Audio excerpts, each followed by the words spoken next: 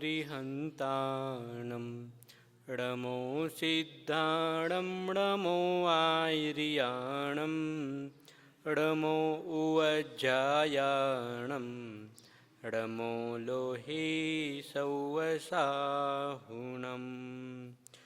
जय बोलो अनंत अनंत सिद्ध परमेष्टि भगवान की। जय बोलो चौबीसों भगवान की। जय बोलो मूल नायक श्री पार्श्वनाथ भगवान की। जय बोलो अष्टम तीर्थकर चंद्र प्रभु भगवान की। जय बोलो अंतिम शासन नायक श्री विश्व श्री महावीर भगवान की। जय बोलो शांत मूर्ति जय बोलो शांति सागर मुनि महाराज की। जय बोलो आचार्य गुरुवर विद्यासागर मुनि महाराज की। जय बोलो आचार्य गुरुवर सन्मति सागर मुनि महाराज की। जय बोलो आचार्य गुरुवर समय सागर मुनि महाराज की। जय बोलो मम दीक्षा गुरु आचार्य गुरुवर चंद्रप्रभ सागर मुनि महाराज की। 3 कम 9 कोट मुनि महाराज की। जिनवानी माता की।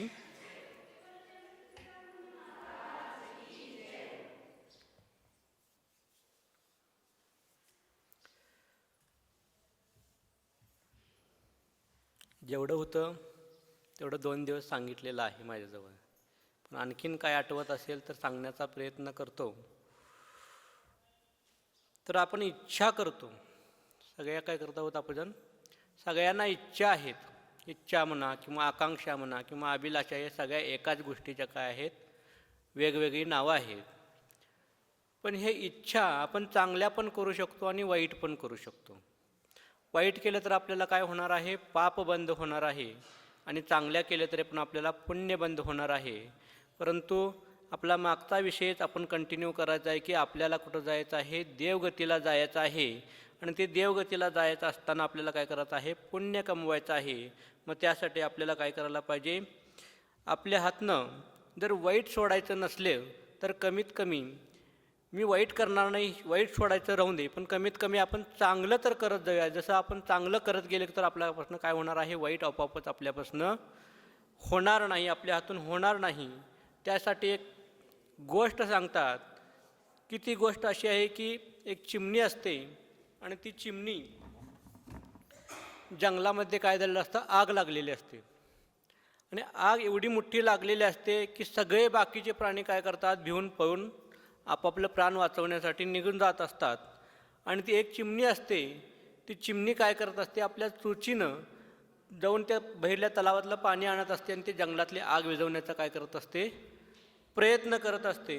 असं थोडा वेळ एक पक्षी बघतो, आणि त्याला तो पक्षी नंतर येऊन विचारतो की तू हे काय करत आहेस? की तू असं का करते? त्यातलं पाणी आणून इथं काय शिपडत आहेस? तर ती चिमणी सांगते, माझ्या हातनं भले हे जंगलाची आग विझवता येणार नाही, परंतु माझं नाव काय होणार नाही? तुमच्यासारखं पळून गेलेल्याच्या लिस्टमध्ये माझं नाव येणार नाही। कमीत कमी विझवणाऱ्यांच्या लिस्टमध्ये तर माझे काय नाव येईल? माझं नाव येईल। पण भले ती आग विझून दे किंवा नाही विझून दे, त्यासाठी मी काय करत आहे? थोडंफार प्रयत्न करत आहे। तसं आपण देखील सर्वांनी काय करायला पाहिजे? त्या चिमणीसारखं भलं आपल्या हातून चांगलं घडो अथवा न घडो, परंतु वाईट तर आपल्या हातनं घडणार नाही, हे काय करायला पाहिजे? आपण प्रयत्न करायला पाहिजे। आणि असंच एक 5 मित्र फिरायला गेलेले असतात। कुठं गेलेले असतात? फिरायला। आणि ते बागेमध्ये गेलेले असतात, आणि बागेमध्ये गेल्यानंतर त्यांना पुढे एक दृश्य दिसतं, आणि ते दृश्य बघितल्यानंतर त्यांना त्यांची प्रतिक्रिया चालू होते। ते 5 लोक असतात, 5 मित्र असतात, ते 5ही मित्रांची प्रतिक्रिया चालू होते की तिथं काय झाले होते? ते पुढलं दृश्य असं होतं की एक चिमणी होती, आणि ती चिमणी काय झाली होती? त्या बागेत काय झाली होती? एका झाडाखाली तिथे एक जाळं टाकलं होतं, त्या जाळ्यामध्ये ती अडकून बसलेली होती।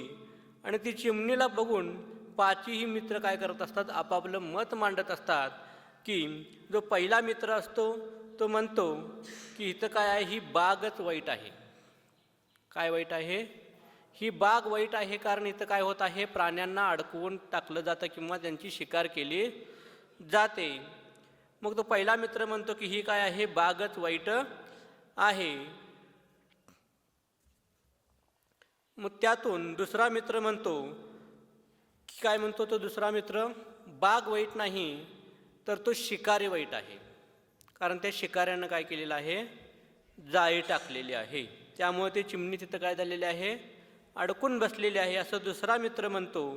पण तिसरा मित्राची प्रतिक्रिया येते की ती बागही वाईट नाही, तो शिकारीही वाईट नाही, तर ती जाळीच काय आहे, वाईट आहे. ते चिमणीला काय केलेलं आहे, अडकवून ठेवलेली आहे. मग चौथा मित्र म्हणतो ती जाळी वाईट नाही, तर काय वाईट आहे, ती बाग वाईट नाही, ती शिकारी वाईट नाही, ती जाळी वाईट नाही. तर तो चौथा मित्र म्हणतो की त्यात असलेले जे तांदूळ आहे ते तांदूळ टाकून काय केलं होतं, त्या शिकाऱ्यानं त्याला अडकवलं होतं, ते तांदूळ वाईट आहे असं चौथा मित्र म्हणतो. परंतु पाचवा मित्र सुशांतसारखा असतो, तो म्हणतो की ते तांदूळ वाईट नाही, ती बाग वाईट नाही, तो शिकारी वाईट नाही, ते जाळं वाईट नाही किंवा ते तांदूळ वाईट नाही, तर वाईट आहे ती त्या चिमणीची इच्छा. जर त्या चिमणीची इच्छाच जर त्या तांदळाला खायची झाली नसती तर त्या जाळ्यात अडकली असती का? तसंच आपण देखील काय झालेलं आहोत, ह्या इच्छेपोटी, पंचेंद्रिय विषयांच्या पोषणापोटी जी आपण इच्छा करत आहोत, त्या इच्छेमुळंच आपण ह्या संसाररूपी जाळ्यामध्ये काय झालेलं आहोत, अडकून बसलेलो आहोत. मग आपल्याला त्या जाळ्यामध्ये अडकवण्यासाठी काय निमित्त झालेलं आहे, आपलं हे इंद्रिय रूपी जे काही विषय वासना आहे, ती विषय वासनाच काय झालेली आहे, आपल्याला त्या जाळ्यामध्ये, संसारामध्ये अडकून ठेवलेली आहे. आणि ती इच्छा जर आपण नाहीशी केली तर आपोआपच काय होणार आहे, आपला हा संसार समुद्र आपण पार करून जाणार आहोत. त्यासाठी आपल्या सर्वांना काय करायला पाहिजे, चांगली इच्छा करायला पाहिजे. वाईट संसाराची वाढवणारी इच्छा आपल्याला सोडायला पाहिजे. आणि सगळीजण आत्तापासूनच काय करायला पाहिजे, लहान मुलांच्यावर तशा प्रकारचे संस्कार करायला पाहिजेत. कारण आता आपलं सगळ्यांचं बऱ्यापैकीचं वय आपल्याला संस्कार करायचं निघून गेलेलं आहे. पण आपलं निघून गेलेलं, आपण काय म्हणतो, मला शिकायला मिळालं नाही म्हणून मी माझ्या मुलग्याला मोठ्या मोठ्या शाळेमध्ये घालणार आहे, त्याला मोठं करणार आहे. आपण भौतिक सुखामध्ये काय करत आहोत, त्यांना वाढवत आहोत, परंतु आपण प्रगती करत नाही. तर आपण काय करत आहोत, दुर्गतीकडे चाललेलो आहोत, विनाशाकडे चाललेलो आहोत. जेवढा आपण प्रगतीकडे जाऊ तेवढा आपण विनाशाकडे चाललेलो आहोत. जर आपल्याला आपल्या मुलाबाळांना किंवा आपल्यालाच जर आपल्या धर्माबद्दल आपली माहिती नसेल तर आपण आपल्या मुलांना काय सांगणार, किंवा दुसरे कोणतरी आपल्याला विचारलं तर आपण त्यांना काय सांगणार की माझा धर्म कसा श्रेष्ठ आहे आणि इतरांचा धर्म कसा श्रेष्ठ नाही. तर आपला धर्म काय शिकवतो आणि बाकीच्यांचा धर्म काय शिकवतो, तर बाकीच्यांचा धर्म आपल्याला कसं जगायचं तो शिकवतो, परंतु आपला एकमेव धर्म असा आहे जो फक्त आपल्याला जगायचं कसं शिकवत नाही, तर पुढल्या जन्मामध्ये आपला जन्म कसा घ्यायचा, म्हणजे मरण कसं करायचं आणि आपल्याला कुठं जन्मायचं हे आपल्या हातामध्ये आहे. हे आपला धर्म आपल्याला काय करतो, शिकवतो. आणि तो म्हणजे आपल्या हातामध्ये मरण आहे म्हणजे काय आहे, सल्लेखना मरण घेणे म्हणजे हे आपल्या हातातच आहे. आणि ते सल्लेखना मरण जर उत्कृष्टपणे आपण केलो तर आपणच आपलं काय होणार आहे, पुढलं भविष्य लिहिणार आहोत. मग कुणाच्या हातात भविष्य आहे, कुठल्या चित्रगुप्ताच्या हातात आहे लिहायचं भविष्य की तुमच्या हातात आहे?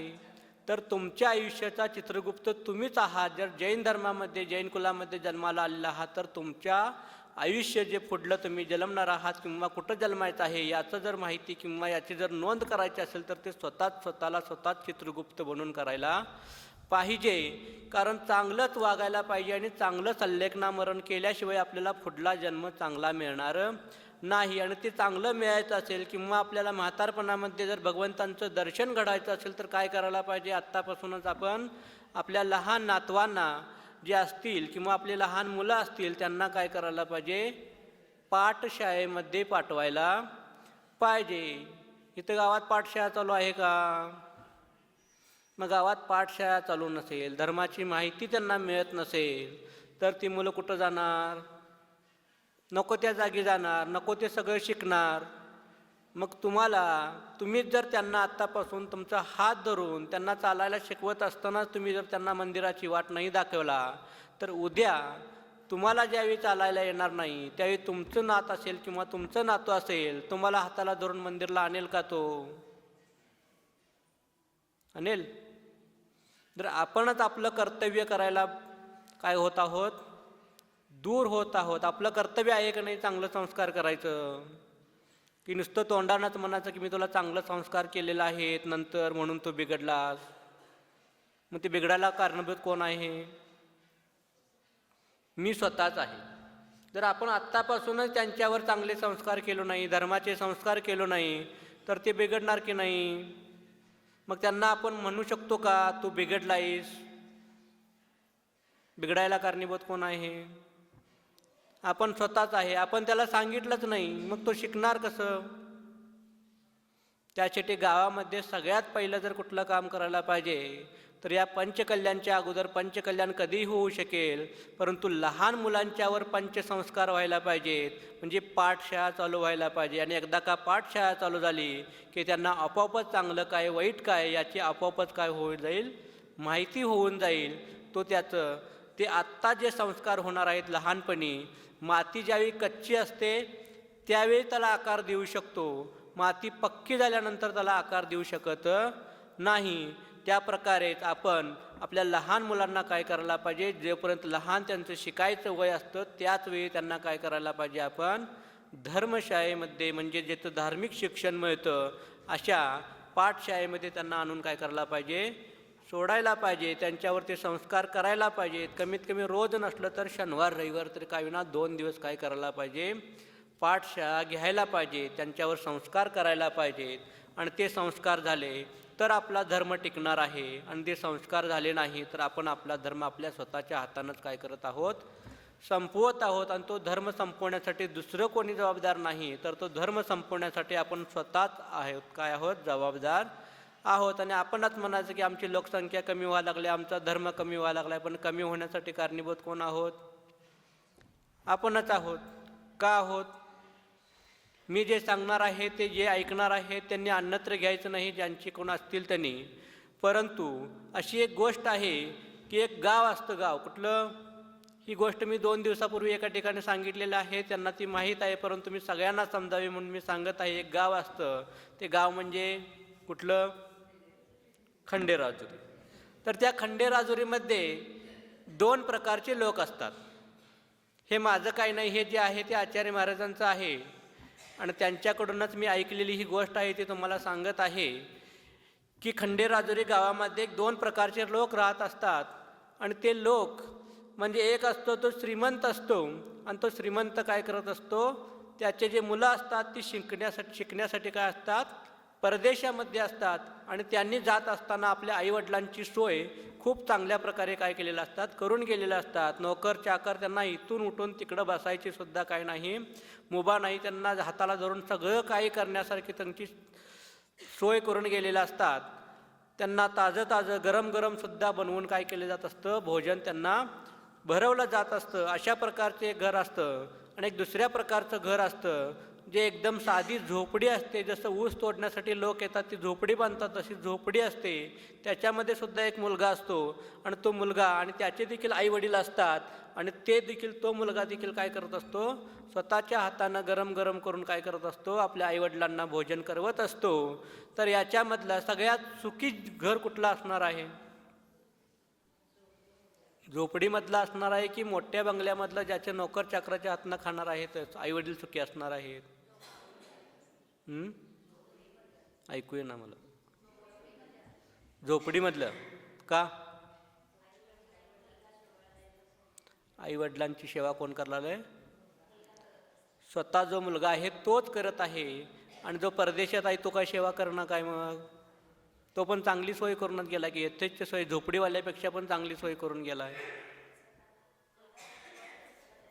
तो काय करत आहे, नोकरांच्याकडून आपल्या आईवडिलांची सेवा करवत आहे. आपण आपल्या आईवडिलांची सेवा केली तर आपण चांगलं होऊ शकेल का, आपलं कल्याण होऊ शकेल का?